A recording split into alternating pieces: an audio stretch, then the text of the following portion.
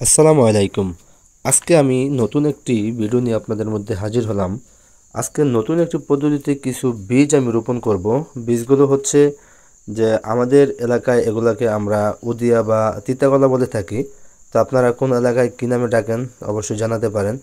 তো এই বীজগুলাকে আজকে থেকে প্রায় 2 থেকে 3 দিন আগে জার্মিনেশনের জন্য কাপড় দিয়ে মুড়ে রেখে দেওয়া হয়েছিল, যেহেতু মোটামুটি শীত পড়েছে। এই কারণে একটু রোদে শুকানোর জন্য মানে কাপড় দিয়ে বেঁধে রোদের মধ্যে দিয়ে দেওয়া হয়েছে। তো আজকে মোটামুটি 3 দিনের মাথায় মোটামুটি ভালো একটি জার্মিনেশন, মানে আপনারা রেজাল্ট দেখতে পাচ্ছেন। আলহামদুলিল্লাহ, দেখে আমার কাছে অনেক ভালো লাগতেছে।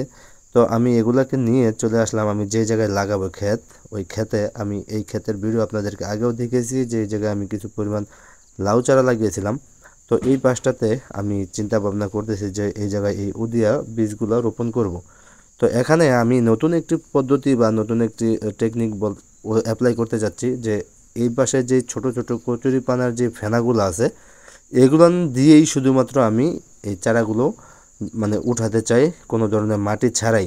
কারণ হচ্ছে এগুলা মানে ধাপ বলে, অন্য অঞ্চলে চিনতে পারবেন, এগুলোকে ধাপ বলেও সম্বোধন করে থাকে। শুধুমাত্র এগুলোর উপরে হালকা মানে মাটি, নামমাত্রই মাটি দিয়ে শুধুমাত্র ওইটার উপর যদি বীজ রেখে দিয়ে উপর দিয়ে এগুলো দিয়ে দেওয়া যায়, সেক্ষেত্রে কিন্তু চারা জার্মিনেশনটা এবং চারা অঙ্কুর গজানো ওটা অনেক ভালো কাজ করে। তো আমি এই বছর এটাকে প্রথম ট্রাই করব অল্প পরিসরে। আমি 7 থেকে 8টা বিট আমি এই জায়গায় দিয়েছি। তো দেখা গেছে যে আমার বীজ দেওয়া কমপ্লিট। তো আমি মাটি আনার জন্য প্রায় অনেক দূর যেতে হয়েছে, কারণ এরকম বেলে দোআঁশ মাটি পাওয়াটা খুবই কাছাকাছি নাই, যার কারণে অনেকটা দূরে যেতে হয়েছে। তো আমি মাত্র 1 বল মাটি নিয়ে আসছি। ওই 1 বল মাটি নিয়ে এসে দেখা গেছে যে এই 8টা বিটের উপর আমি ছড়াই দিব। আপনারা দেখতে পাচ্ছেন যে আমি অলরেডি একটা দিয়ে দিছি, একটা দিয়ে মাত্র 2 থেকে 3 মোট মাটি আমি ওটার উপর দিয়ে ছিটিয়ে দিলাম, যাতে করে যেই পচনের জন্য একটু উপকার মানে করে আর কি, যাতে করে ওই যে ধাপগুলা কিংবা ফেনাগুলা আছে এগুলো যাতে দাঁড়ায় না যেতে পারে, মাটির ভারে যেন নিচের দিকে থাকে, হালকা কিছু মাটি। আপনারা দেখতে পাচ্ছেন এই ভিডিওটার সামনে থেকে। আর তার উপরে আমি বীজগুলো দিয়ে দিলাম।